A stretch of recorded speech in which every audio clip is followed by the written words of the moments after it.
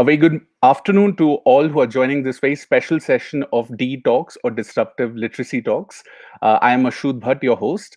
आज हम D Talks के third week में enter कर रहे हैं, and today we are going to discuss a very critical issue of what the disruption that has been caused because of the pandemic, the disruption in education, what does that mean for the vision of the National Education Policy of achieving universal FLN, foundational literacy and numeracy in primary education by 2025.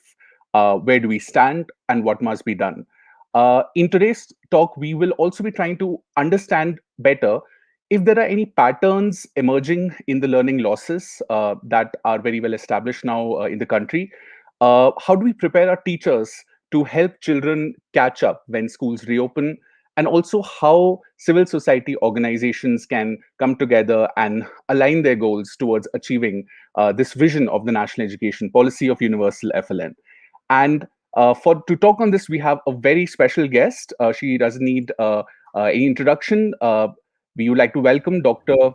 Rukmini Banerjee, who is the CEO of Pratham Education Foundation. Thank you so much, ma'am, for finding time and joining us. Also, yeah. No, I'm very happy to be here. Thank you. Thank you for inviting me. Absolutely, the honor is ours. We will also be joined by the convener of Detox. She is also the lead worker here at the Global Dream Literacy Initiative. I'd like to welcome Dr. Sunita Gandhi as a discussant. Hi, everyone. Hi, Rukmini ji. Great. So to start the discussion, Rukmini ji, the very first question that you'd like to start with is, there is a growing awareness and it's very well established that learning losses have happened, especially for primary school children. The question which we are interested to also understand, and all our stakeholders are curious to understand, is are there any patterns emerging regarding the learning losses? Are there any patterns among different classes, different subjects, and are these patterns similar or different across different age groups and subjects? Would you like to share your assessment of that? So I think before talking about learning losses, I think we should just think about the period or the time before COVID. So it's not like हमारे मुल्क में तब भी problems नहीं थे. We have had obviously very high enrollment in our schools, in our elementary schools for a long time now. Almost 10 साल से हमारे enrollment levels have been more than 95% in most states. But uske saath saath, I think the last 10 years or so or more, ever since we in Pratham have been doing the annual status of education report, the ASER report, we've been seeing that on basic reading, basic arithmetic, में बहुत सारी problems अलग-अलग levels पे हैं. And the other day I was listening to a talk by Karthik Muralidharan, who many of you know and is one of the leading researchers in education, and issues on learning, on basic learning, in a very nice way, based on some of the work that he had done and which I agreed with. So I would say that before thinking about what COVID has done to us, it's a good idea to review कि हम कहाँ थे, or what was the condition in different parts of India, leading up to the period. And very commonly known a couple of things: very high enrollment, varied patterns of attendance, and a much lower level of basic learning than we would like. Now, our estimates from ASER show, and we say it in a particular way, कि in India, if you look at, for example, third standard children in the period, in the years leading up to 2020, the proportion of children who are at grade level, based on the data that ASER shows us, varies tremendously across the country. There are states like Himachal and Kerala and Punjab who have almost 50% children who are at grade level, with a big chunk who are just a little bit behind. So the Himachal के अगर आंकड़े हम लोग देखें 2018 ASER के, 49% at grade level and standard 3, and another 25% who are just behind. But then you compare to many other states, UP, Rajasthan, Madhya Pradesh, and so on, where we see that there is only 10%, 12%, 15% children at grade level, and the rest far behind. So at one level, we have lower than desirable, lower than expected basic learning, even in primary school. Secondly, I would say that these have remained quite steadily low for a long time. This economist, Lant Pritchett, calls it the big stuck. Third, I would say that even prior to the years from 2010 to 15, we saw a slight decline in these levels on the levels that were not very high to begin with. And fourth is this tremendous variation across the country. हालांकि हमारा curriculum framework very similar था है, but where children start at, textbooks are not very different from each other, but the actual condition of children in different states was different. And then, of course, within states, depending on type of school, type of family, obviously variations हैं. Within classes भी काफी variations हैं. If you look at in a state, in a grade, we see that there is quite a bit of variation. So I think our teachers were handling quite a difficult situation, particularly in the low-cost private schools or in government schools, in terms of this great diversity in learning levels in the same grade. And then along comes COVID. And so I would say that the existing variations, I'm sure, will have been hit quite badly. There have not been too many longitudinal studies done during this time because we just haven't had the opportunity to go back and meet children again. But I think we will find that a lot of the differences that existed have probably become sharper because obviously children जिनके families में resources थे, parents educated थे, जिनके पास all kinds of different materials or digital resources थे, have been able to continue with quite a bit of learning. But children whose families did not have those kinds of resources may have not been able to do much during this time. So I think that these patterns will become obvious to us as we are able to measure, as we are able to meet kids. But we can expect that built on the very varied context that we already had, our starting point is not something fresh. Our starting point is that and what may have happened in the meanwhile. So long answer to a question that I didn't answer, Mashood. Right. Dr. Gandhi, would you like to comment as well? I think your mic is on mute. Yes, I think you actually covered it really well. A synopsis of what is the need of the hour, in a way, the challenge that we are facing. And before the COVID, already the challenge was very big, and there was this, perception that maybe overall it's X, but then there's a huge amount of variation across various states, and some states were using similar textbooks. Similar content are not doing as well as some others. So that's point well taken. And the point also that there is a bigger divide now and bigger disparity because of the COVID. So those who had the wherewithal, had families who supported the children, they did fine, maybe, or better, but the rest probably sunk further. So a class 5 child today would probably have, if we are very lucky, a grade 3 level competency today. They lost equivalent of 2 years in Padhai. So that's a big, huge dent. The dent becomes smaller if we consider the fact that learning year on year was not so much anyway. Correct. So if the learning is not so much, then the loss is also not so much. So we need to now worry about how to do both things. One is reduce the disparity regardless of the situation. So those who don't have the wherewithal, the blended learning opportunities, don't have the device, the connectivity, and so forth, that they don't suffer as much. And hopefully, God willing, we'll also be physically able to get the children in classes. So the disparity factor would be addressed a little more strongly. But also the idea of year-on-year learning, that how to boost that learning so that it can be counted and measured by the teacher and by the children and by the parents. So there's a bit more movement.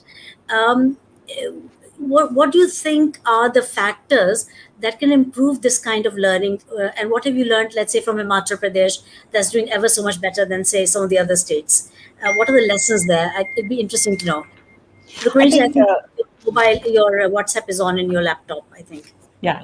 No, so Sunita, I would say that this year-on-year trends, I think, is very important point. And we have a tendency, despite having a long and history in India, of only looking at the present moment. So one of the exercises that we did We looked at the ASER data. We have data year on year till 2014, and then 16 and 18. So if you look at one of my favorite examples is from UP. And I know Sunita is sitting in UP perhaps right now, so I should bring up the UP example. If you look at this year on basic foundational reading, let's say, depending on the cohort, depending on the grade, and depending on the year, you see anywhere annual percentage point improvement in reading, anywhere between 5 to 15 percentage points. Now, that's a fact, okay, and you can calculate this for any state in India using ASER data. But if you counterpose that with efforts that UP government made through their primary, large government school systems, there have been times in which they have really focused on really doing foundational literacy numeracy programs. We participated in one of these in 2018-19, and there was baselines, midlines done using very similar tools as ASER. And the interesting thing is that if you are able to really focus on such efforts, where you're saying कि grade level curriculum के फिलहाल के लिए 2 घंटे 3 घंटे school में आप side में रख लो, and really work on बच्चे जो especially जो third, fourth, fifth में थे at that time, उनके बेसिक रीडिंग को अगर हम बूस्ट करें, बेसिक मैथ को बूस्ट करें, फिर आके करिकुलम में क्या है फिर वो उसको बाद में देखें. So the government did his big program like this. We call it teaching at the right level, which is a well-known method that Pratham has evolved. There we saw that in a period of 60 days, 70 days, you could get up to 15 percentage points of improvement. So it is not that the system, even a system like UP, is not capable of progress. It's a question of focus and priority. So if you put priority on building these foundational skills, the same teachers, same cluster coordinators, same block and district level people can go to that goal. And what I'm taking away from this is an important point. The important point is highlighted actually by a study that was done in Pakistan after the earthquake that happened in Pakistan some years ago, that they went back, researchers went back several years later to see how the families who were on the earthquake fault lines, how did they recover? And they found a couple of things. One of them was on health, on livelihoods, families did recover, come back to pre-earthquake levels, but learning levels in school did not. And this is a study done by Tahir Andrabi and Jishnu Das, probably former colleagues of yours, Sunita, from the World Bank. And they attribute this persistent deficit to actually what schools did when they opened, rather than the loss felt during the school closures.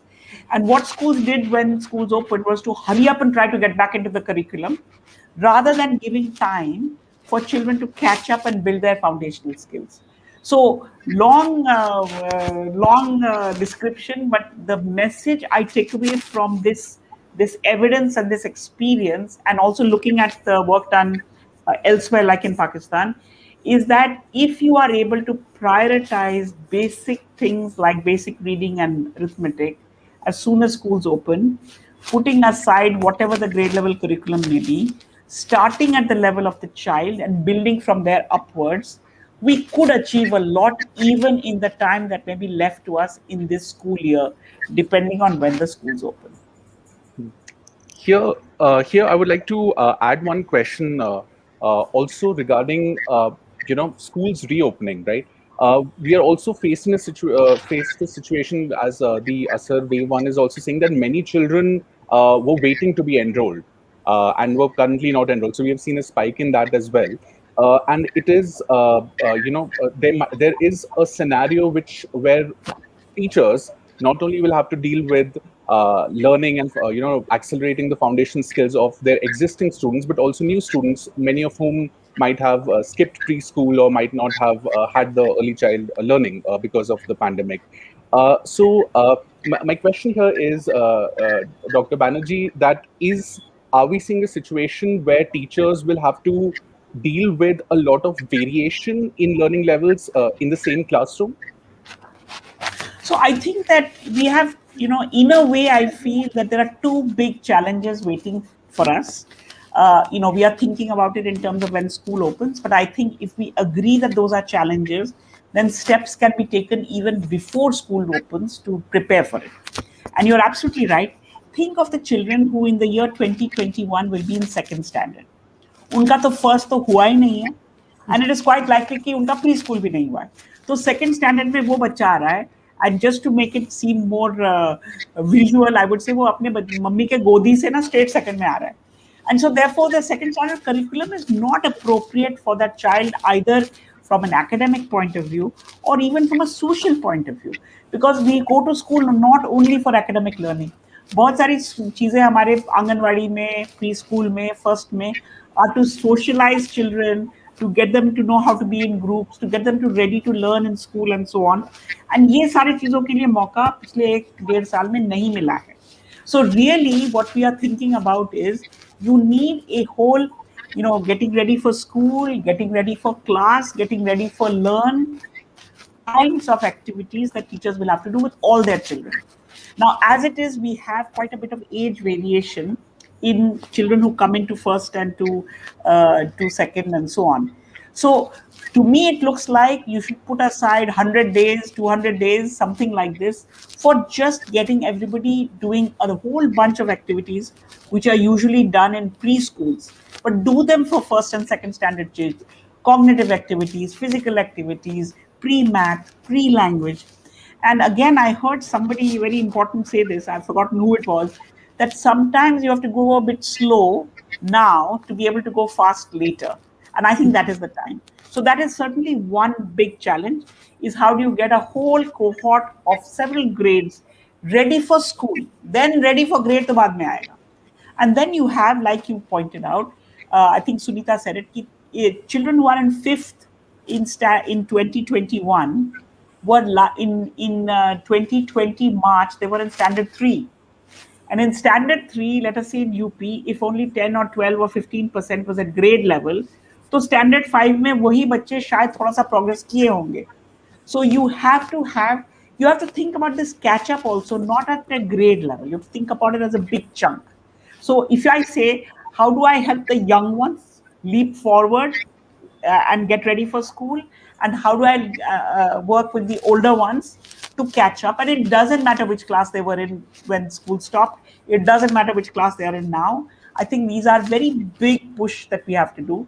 And to me, Mashood, it seems to me that if teachers can be oriented this way, then you're going to get a whole majority of children ready. If you go back to grade level, you will be focusing on that 10%, जो already कुछ advantage लेके आ रहा है. So, we can blame it on COVID. I always say COVID is a horrible rakshas. Let's blame all the bad things on COVID and then move forward with the things that our system probably needed to do anyway. But हमें मौका नहीं मिला था because we were kind of, held together by this linear age grade curriculum, which seems to be a major backbone of our school system, but doesn't necessarily serve all our children well. So well said, Dr. Rukmini. It's absolutely apt what you've said, and really down to the chase, because we need to slow down to speed up.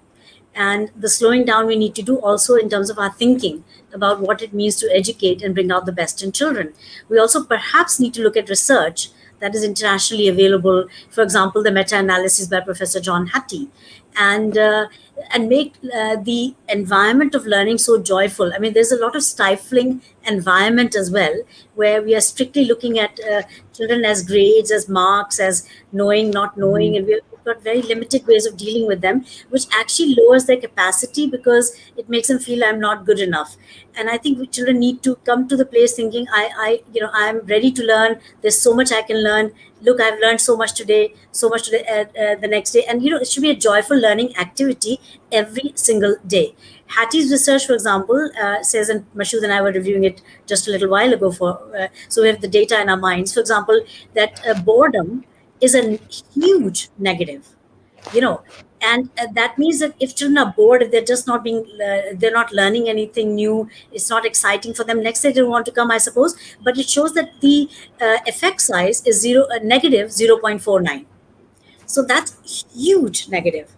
And so how to make our classrooms learning classrooms, joyful classrooms, and also maybe focus on attendance. If the attendance is coming right, it's a very good quick gauge on you're doing things right. So why not focus on attendance, get every child in there, create at least a few weeks healing of the children. They need that psychological care and love and joyfulness.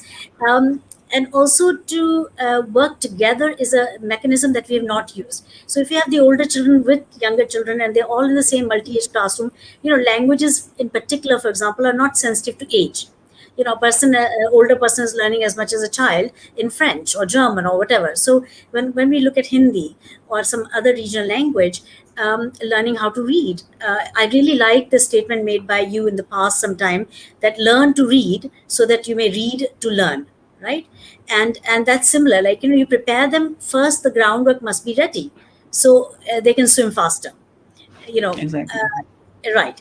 And it doesn't take long. I mean, maybe 3 months, maybe 6 months, but those 6 months be just totally different than we have done things in the past. And hopefully not just for 6 months, we'll continue further with those particular realities, so that learning becomes easy, fun, and accelerated, um, as much as possible.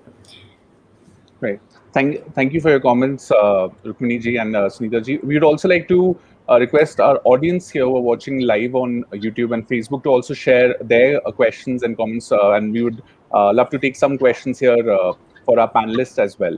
Um, One thing which both of you discussed right now was the importance of, you know completely changing how things how it's not business as usual when kids come back. It has to be done in a very different way. It has to be focus has to be on foundation learning, and especially at a time where a lot of children, we need to start from where children are rather than which grade they are enrolled in.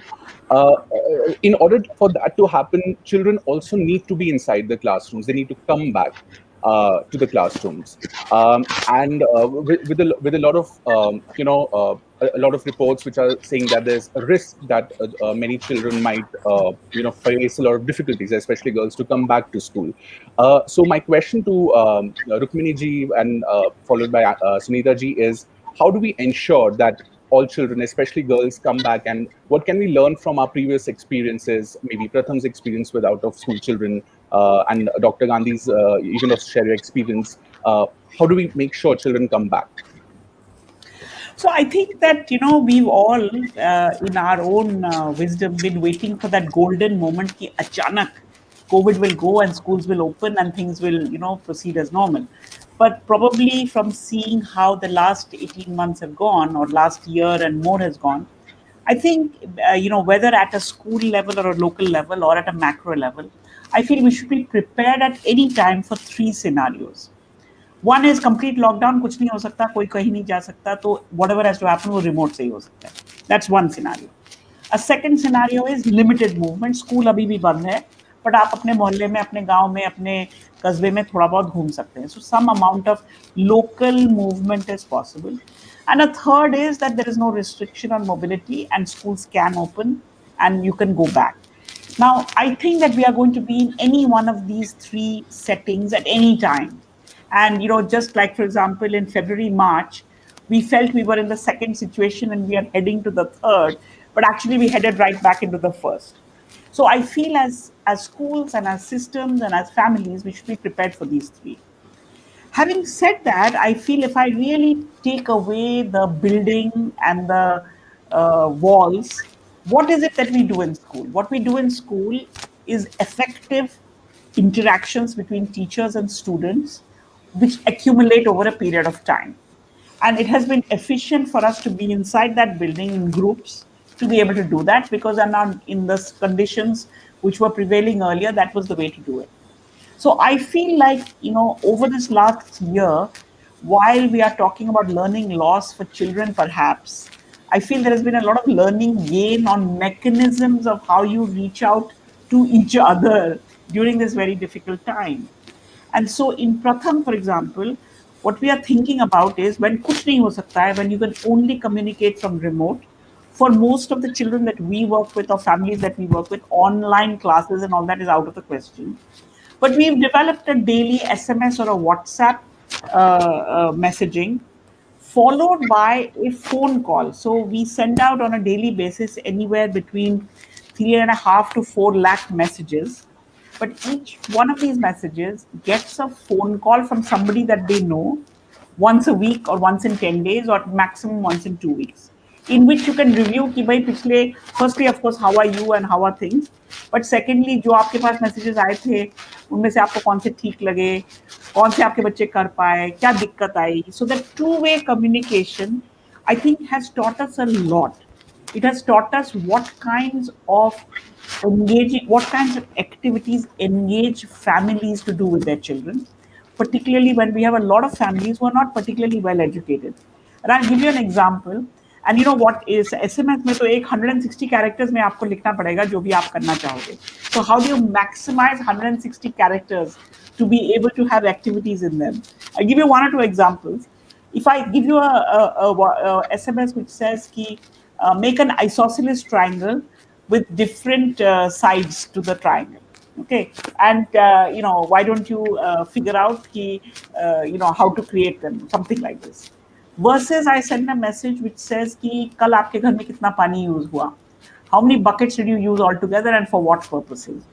Now, based on the feedback we get from children and families, the first type of problem, often parents say, हमने बच्चों को कहा कि किताब में देख के लिख लो, क्योंकि वो बहुत स्कूल टाइप ऑफ सवाल था. तो वो स्कूल टाइप ऑफ सवाल था, तो होगा कहीं, वहां से देख के लिख लो. Whereas ये बाल्टी वाला जो सवाल आया, ये तो हमारे लिए है. तो whole family got involved उनके भाई बाल्टी कहाँ है. We got phone calls from parents saying आज का ये सवाल सही नहीं है, because आज पानी नहीं आया है. क्या हम कल के बारे में बता सकते हैं? There were moms who called and said, why balti? Why not patila? Why not mug? So in many ways, this, what you were talking about, this underlying prerequisites or scaffolding for learning, what makes people engage, what makes people want to talk about something to each other, and we are not bound by the classroom or by the curriculum. So, we are well known for our method, which is called teaching at the right level. I feel we had a massive lesson through the year on reaching at the right level. How do I engage family members and others to be able to contribute? SMS, 160 characters. उसमें if I send a message like आप एक धागा का टुकड़ा ले लो 30 centimetres, उस धागे के टुकड़े से आप कितने शेप्स बना सकते हैं, उसमें से कितने शेप्स 3 साइड्स के थे, कितने के 4 साइड्स के थे, उसको मेजर करके आप लिख लो.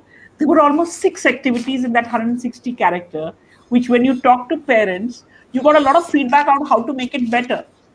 So I feel like there are many ways in which, if I say that engagement of families in children's learning is important, not just in COVID time, but generally, then how do I construct activities, construct engagement, construct ways of communicating in two ways, which I can start now, which I can continue even after school opens. So if I'm talking to Sunita's family once a week, and I know she has a daughter who may or may not go back to school, तो मैं अभी से बोल सकती हूँ ना कि सुनीता जी मैं तो इंतजार करूंगी कि आपकी बेटी मुझे स्कूल में मिलेगी जब स्कूल खुलेगा.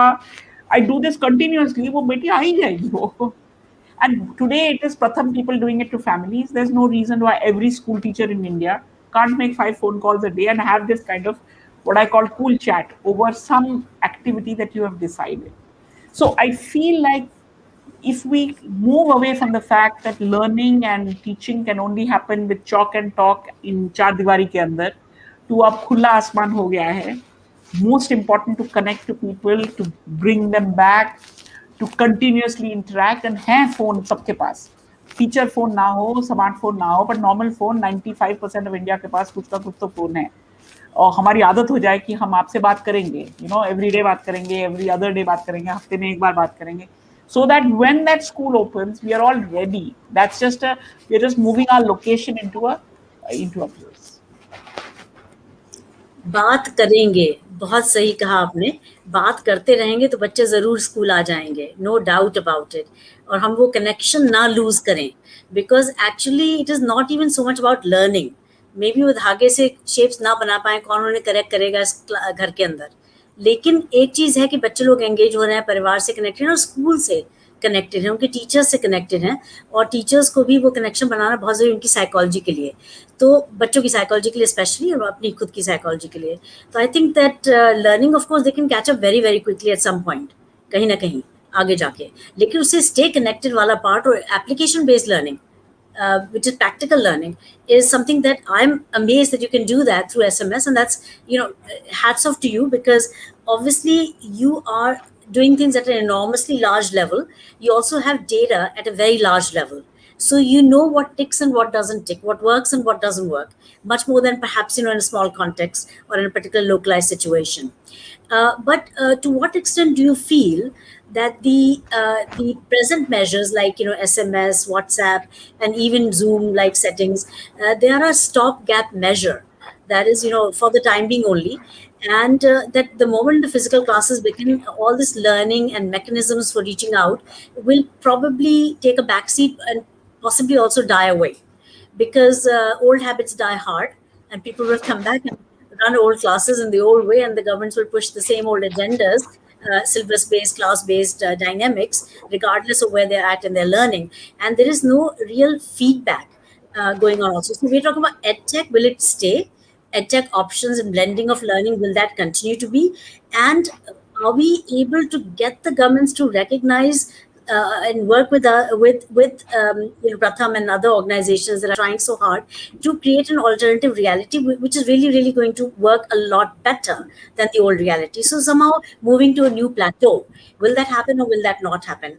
The idea that the children are capable of creating and constructing their own learning, to what extent that changes the environment in which they learn, how they learn, peer learning, group learning, flip learning, project-based learning. The NEP talks about a lot of these things as well, and the focus on foundational learning. And for the first time, we're hearing that special focus on foundational learning. It's like music to the ears; it never used to be. So obviously these things are going to produce results on the ground, but far enough and fast enough. And then the blending of learning, will it stay, or we are just dreaming that we'll see all that learning will go away? No, I really feel that the announcement of the new education policy, right bang in the middle of the pandemic, was actually, stars were aligned in the right place. Yeah, something. Because very often when you're on a treadmill, it's very difficult to get off, because it just the sheer movement forward, you have to keep going. You're on chapter 18, so you have to move to chapter 19 next, and to 20 after that. But I think that NEP, and if you take NEP seriously, I mean, that's a different problem, that हमारे देश में बहुत सारी policies हैं, laws हैं, but हम उनको उतना seriously नहीं लेते हैं. But if we take NEP seriously, I think it could be a very important policy backing to some of the things that we are saying. Now, what does the NEP say? One of the things is, of course, foundational learning is important. To me, the foundation part and the learning part is more important than narrowing it into literacy and numeracy. Despite having done ASER for 15 years, I do think foundations are broader than literacy and numeracy. But I think that ये foundation को बनाना है, and the policy says in big bold letters कि ये अगर time से नहीं हुआ, rest of the policy is irrelevant. I think we should take that very seriously as school systems.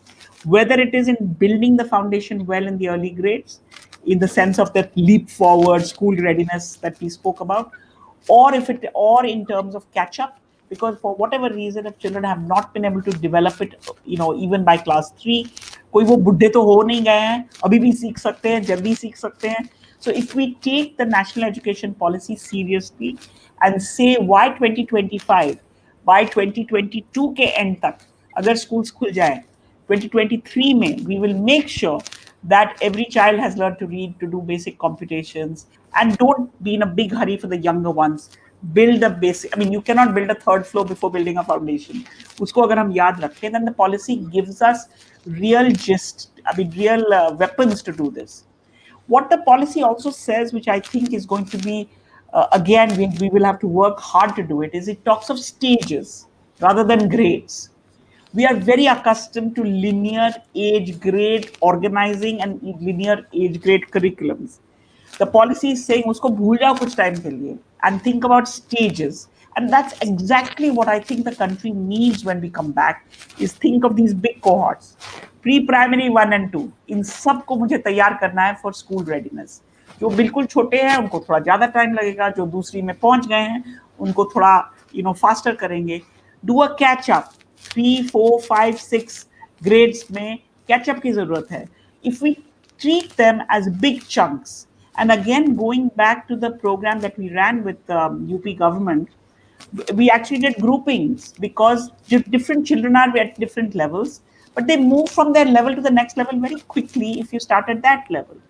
when schools open or even before schools open, simple one-on-one अगर teacher के साथ बच्चा बैठ के assess कर सकता है. One of the things I've been saying is vaccination के लिए what are we doing?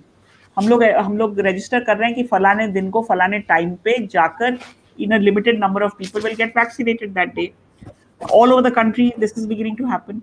So why can't, even before schools so-called open, if movement is possible, let's say Sunita is my school teacher, we are 25 kids in her class, why can't 5 of us on a Monday को जाकर at a certain time Sunita ji के साथ 20 minute बात करके आए, वो थोड़ी हमारी टेस्ट ले ले, वो मुझे बता दे कि अगले हफ्ते के लिए बेटे ब्ला ब्ला ब्ला कर लो. So I think we can start some of these processes in anticipation of school starting, while limited movement may be possible. Reconnect on phone, reconnect on. So EdTech should be a means to an end. But if my end is not clear, तो फिलहाल just app लेके बैठ के मैं क्या करूँगी? If the end is clear to the parent, end is clear to the teacher, end is clear to the child, तो फिर if I realize कि मुझे चारबाग स्टेशन पे उतरना है, तो मैं उतर ही जाऊंगी. मेरी ट्रेन धीरे चले या फास्ट चले. But अगर मुझे पता नहीं मुझे उतरना कहाँ है, तो मैं ट्रेन में बैठी रह जाऊंगी. So I think the goals should be very clear. Once the goal is clear to a system, you will figure out how to achieve it. बिल्कुल सही. तो हमें यहाँ से लखनऊ से जाना है चंडीगढ़, और रास्ते में बाग पड़ रहा है, उस पर हम नहीं वेट करते हैं, हम सोचते हैं चंडीगढ़ जाना है. वो भी हमें ध्यान रखना है कि हम रास्ते में जो भी लर्निंग है वो भी करते चलें, और journey itself becomes important, not just the goal. But without the goal कि चंडीगढ़ जाना, आप कोशिश कर रहे हैं चंडीगढ़ जाने की, पहुंच जाएंगे Kolkata. So that doesn't make sense either. चलिए, how thank you, Rukmini ji and Sunita ji, for your very interesting insights. And I think one thing which Rukmini ji also said, that policies and laws and they hold value provided they're taken seriously as well. So there's a lot of churning happening, at the national level with respect to the foundational literacy and numeracy mission, right, which the NEP puts in these bold letters, and all state governments are also now either already preparing to kind of launch these missions as well. So if we have to really take the policy from the document to action, it needs people to be aware about it. It needs to be constantly brought in the middle of all agendas of all the organizations and all the individuals who are connected with foundational literacy and numeracy. So my question here is, if we have to make this mission successful at the national level, what needs to be done by stakeholders beyond the government as well? And we have a lot of stakeholders who are connected with us here at Detox, from civil society organizations, organizations who are supporting and funding literacy projects, educators, schools, universities, etc.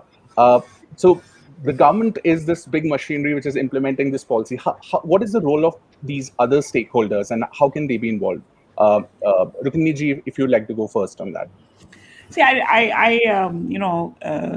obviously in so many years, I've spent quite a lot of time in the field. I remember talking to a Pradhan in UP, and we were talking. I mean, now I realize I was talking about foundational literacy and numeracy. At that time, I thought I was just talking about reading. तो मैं उनसे बात कर रही थी, and we were, he was saying कि हमारे सारे बच्चे स्कूल जाते हैं. I said जाते तो हैं, but पढ़ पाते हैं कि नहीं? And he said हाँ, कुछ पढ़ते हैं, कुछ नहीं पढ़ते. So my point to him was, आपको कैसा लगता कि अगर आप किसी भी बच्चे को आपके गांव में एक छोटी सी कहानी देते और बोलते बच्चे पढ़ के मुझे बताओ, आपको कैसा लगता? He said मुझे तो बहुत अच्छा लगता. Similarly, I remember we were working with Punjab government some years ago and running a similar. I mean, we've only done these kind of programs of basic arithmetic. And I remember towards the end of that school year, going into school after school in Punjab, and kids would come up to you and say, "Vadde sawal de do." To me, that was such a strong indicator of the goal having been met. Is किसी अजनबी को बुला के बच्चे कहते हैं वड्डे सवाल दे दो, देखो मैं कर पाता हूँ कि नहीं. अक्सर नहीं कर पाते थे, but it didn't matter. They had the confidence to ask. So I think that these kind of missions need to be much bigger than to be achieved inside a report card or in a classroom or in training. If I look around, for example, if I really say foundational literacy has to be taken seriously, then every billboard in India should be like the Amul billboard or the Airtel billboard. If you look at them, where things are so simple, because you want everybody to be able to read it, not just the inside the school and inside the book. So I think a big role, apart from the stakeholders that you mentioned, Mashood, media, her newspaper को लगनी चाहिए कि मेरे काम से हर बच्चा पढ़ पाएगा. Some very simple, very easy, large font things which should come into the newspaper, not because somebody bought the space, but because as a media industry, you feel that this is important. You look at television, every channel is running ticker tape. वो ticker tape को भी थोड़ा सोचो कि if you really want everybody to read it, don't make it go fast, make it go slower, have vocabulary that is actually understandable. So I think that if you want a national mission, I think everybody has to think कि भाई इसमें मेरा role क्या होगा. I always say that we have 250 million children. हर बच्चे को अगर हर रात को एक नई कहानी बतानी हो, क्या हमारे पास वो खजाना है? Hoga, but it's not organized. Whose job is it? Now we pick up our phone, we make a call, we can hear the COVID message. Someday, instead of that COVID message, can we have some other message which says, "Hey kid, listen to the story, go tell your mom about it," or something. So I think big roles, but those roles have to be imagined. And we cannot keep on saying भाई government ने नहीं करी. अब government कौन है? हम ही तो हैं. हम ही ने तो उनको इलेक्ट किया है. हमारे ही टैक्स पेयर के पैसे से चल रहा है. तो हमें क्या करना चाहिए? जैसे हमारे प्रधान जी ने कहा कि बहुत अच्छा लगता अगर सब बच्चे पढ़ लेते, तो मुझे भी कुछ करना चाहिए. I think we all need to think like that. And it's literacy is fun. Basic numeracy is fun. Why should it be limited to curriculum and textbook? Yes, yeah, of course. In UP, there's Mission Prerna going on at the moment, which is very aggressive in its planning and scope and Lakshya, and it's achieving moving mountains more than perhaps earlier. Um, what are the lessons here? I believe you are working with Mission Prerna, and also there must be certain other missions you're working with across the country. What are the nuggets of good things that are going on in the country? See, I think that we are at apart from coming out of COVID or working our way through COVID, coming out, matlab we don't know ki kab khatam hoga, but working our way through it, we have the new education policy. And I think in a similar way we are at the cusp of a very important, I would say, movement, which often we are not maybe self-consciously aware of. Karthik Muralidharan stated it very well. He said our education system currently is a sorting or a filtering system. The reason we use this age grade curriculum, and knowing that we have very small numbers in some states who are at grade level, is because probably this is serving as a sorting function. कि only वो जो काबिल लोग हैं वो आगे तक पहुंच सकते हैं.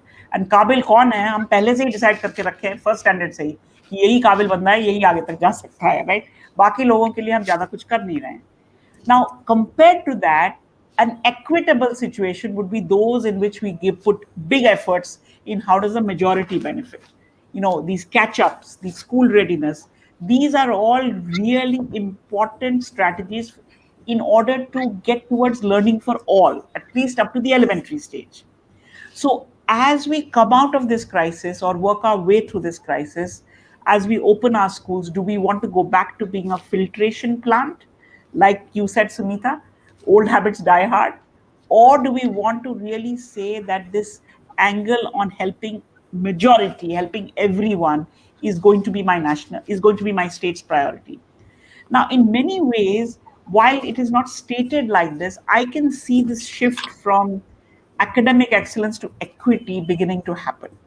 Now, if you think about Mission Prerna का पहला stage था Mission Kayakalp or something it was called. Usme, prior to COVID, the year prior to COVID, if you were driving through rural roads in UP, it was tough to know कि कौन सा private school है, कौन सा government school है, because they had allowed from panchayat fund schools to be painted in a way that आपको समझ में नहीं आएगा कि कौन सा क्या school है. To me, that is a move towards something that is, towards the equity decision in the infrastructure. अब वो अंदर अगर आप जाएं, the idea that you did this kind of program that I talked about, teaching at the right level, that was another way to say that I'm going to take a break for 2 hours a day and help all children learn to read. That to me is you're moving towards this. I really want an equal opportunity for all. So as we come out through this crisis, are we going to go back to being a sorting mechanism? or are we going to go and do things that, if I want all children to come back, then I'm going to have to do some things for it. And if those things are successful, then really I've taken the turn towards equity uh, as a high priority, equity, inclusion, all of these things, as opposed to going back to a strict grade based curriculum, which is designed to keep children out. So I think these are I think we have to be self-conscious about these, and I think we have to think about you know who will be my top target for the first next 1 or 2 years. If I go by the new education policy, then it should be what I'm saying. If I go back to old habits, then it will be filtration and sorting. How much impact has teacher training made historically? And to what extent, because we need to make that change. And where will that change come from, except if we change the way in which teachers do certain things? So, this is where the rubber hits the road. And what are your views on teacher training? Where has it been successful, and where we can make it more successful? How do you build intrinsic motivation in teachers, not this carrot and stick and transparency and accountability in the old fashioned way? um, your thoughts on that? So again, I would say I have had enough experience in states like Bihar and UP to know that it's the goal that drives the rest. So teacher training for what? I'll give you an example from Bihar. Some years ago, and this was actually a randomized controlled trial study that was done by JPAL. So the whole year you were wanting to improve learning outcomes, but you used your grade level methods. ठीक है, आपने थोड़ा सा child centered methods use किए, but you were guided by whatever was in the grade, and you did your teacher training accordingly, you did your supervision accordingly. In the summer months, they decided to do a massive summer camp for catch up. Same teachers, same cluster coordinators, same block people, but the goal of the teacher training was फलाने चीज के लिए आपको to ensure all children can read, we are training you for that. The results from the summer camp were that the amount of learning that was achieved in that 1 year was higher than what was achieved the whole school year. What does it indicate?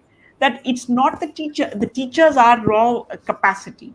What is the goal for which they are being oriented and supported? Not just teacher training, but the academic support. And again, Bihar, UP, many states have shown that if the goal is whatever it is, and you align your whole system for it, you can achieve a large part of that goal, or you can learn how to achieve it. But if I just have teacher training, generalized overall general capacity building, then I'm not giving my teachers, in the kind of context we are, a priority and a goal to achieve and no recognition. So I would really say that teacher training is just like ed tech. It's just a means. What is the end? What are you driving it for? How sharply is your whole system aligned for the achievement of those goals? And time to time, our systems have shown that they can be aligned. Thank you, Rukmini, for sharing these wonderful insights as well. And when we're talking about bringing children to grade level, helping them catch up quickly, we here at the Global Dream Literacy Initiative also have been experimenting with literacy, both of children as well as adults. So we wanted to share and wanted you to have a look as to what our experiment has been like, and also share with the audience about a kind of an upside down methodology that we tried. And I would like to share that as well here. Right. So, what we also felt like you also mentioned that starting with the level at what the child is, we also felt that starting with the language which the learner is aware about, because human mind has so much power to kind of learn by themselves. So we started thinking about this upside down kind of a methodology where we start with objects and images which the learner already is aware about. Their language knows it. They might not be able to read it if the word is written, but they are able to identify the sounds associated with it. So we did this experiment, and it would be a very simple process which would not require trained teachers, but even young children, or someone who is literate, can read, is able to teach others using this kind of a methodology. And it would be something like we show the image, to the learner. We ask them कि ये क्या है. So more often than not they would know कि अच्छा ये तरबूज है अगर हिंदी में बोल रहे हैं. And then we would say अच्छा तरबूज. अच्छा तरबूज की पहली आवाज क्या है? So there the learner would be अच्छा पहली आवाज पता नहीं क्या है. तो we will be like जैसे तरबूज है तो तरबूज. तो ऐसी आवाज है तो पहली आवाज क्या है? So they would say त, right? And then we would introduce the alphabet, right? This abstract concept of alphabet which the learner doesn't know. And then we say, "Acha, haan beta, ye ta hai," and we just felt like this, learning from themselves, learners getting to discover that the new knowledge which they are trying to gain is actually coming from themselves rather than someone else telling them ki ye ta hai. It made them so excited that they were like, okay, no, let's go to the next alphabet. And using one alphabet, then वैसे ही कछुआ से क निकाला, and from there within the very first lesson we would teach them to form two alphabet words, two letter words. And uh, this is how we organized our lessons. And we had these short lessons where every lesson we would introduce 12 new alphabets, using these image phonics and then associating the alphabet with them. And we found that not just with children but especially adults, because we know that adults just don't have time, and but the abhi, especially because they're busy, they're working. So we told them, just give us 10 minutes, just give us 15 minutes. And then the fact that they were able to learn 12 alphabets and 6 new words within the first 15 to 20 minutes just excited them so much that it really, it was a pull factor for them to to become completely literate as well. So this is one experiment which we did, and it's really it resonates with what you said, that learning has to be fun. It should elevate the learner and really excite them as well. So I think we would like to now move towards the concluding remarks, and I think the concluding remark. Where do we go ahead from here? We are talking about a national mission. We are talking about states launching their foundational literacy and numeracy missions, target 25.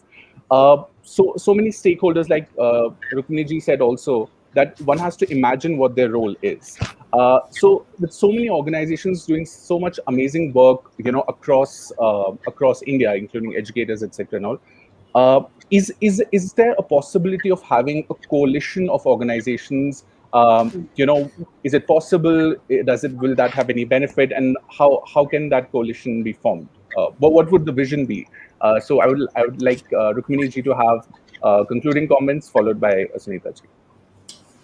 No, I think that exactly the kind of thing that you're doing right now. That we may do different kinds of work in different locations, but we're able to come together and share what we are doing, able to discuss. Very often there is a headline view that we all may buy into, but then we may be doing our own things in our own places. A repository of materials, of ideas that people are using. I think often coming together exactly and having every word match is difficult, but being part of a bigger team in which you do meet, I think friendships go a very long way in sharing of good ideas. So what are platforms, what are places that you can come together? I'll give you an example. The Asser survey that we've done for so many years has also been a very good place for us to meet people who have done the survey with us. So occasional activities that you do together. Then maybe during the year we all do different things, but in the summertime there is a 1 month summer camp that everybody runs along some similar goals. Methods could be different. So it is a right time to think about how do we all contribute. It could be contribution, it could be collaboration, it could be actually working together, it could be all of the above. But if the goal is common, I think we'll find ways to contribute to it. But if it is that my package is very different from your package and we are all competing with our packages to convince a state government, that is not a good grounds for collaboration. Yeah, I think we need to move more towards collaborative landscapes. This is another part of the transformation that we need to see as people who are supporting the educational efforts across the country.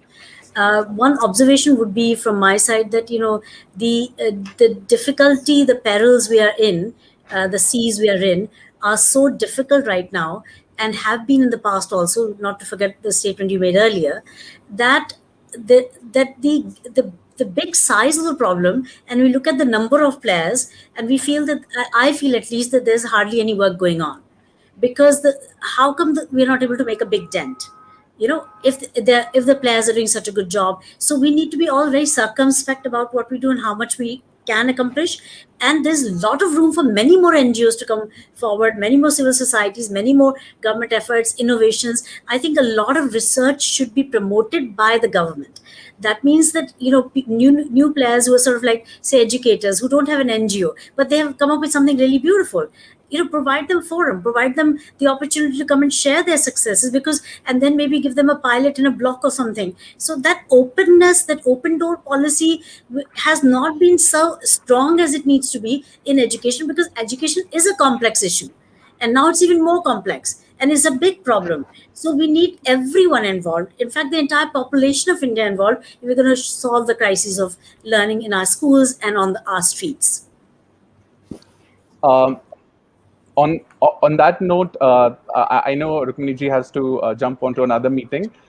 We would like to thank Dr. Rukmini Banerjee for giving her very valuable time to this forum, and thank you so much. Thank you, Dr. Sunita Gandhi ji, as well, for joining us. And we hope that all the stakeholders who will be watching this video also learn from this and be part of this national coalition and movement towards ensuring literacy and numeracy for all children.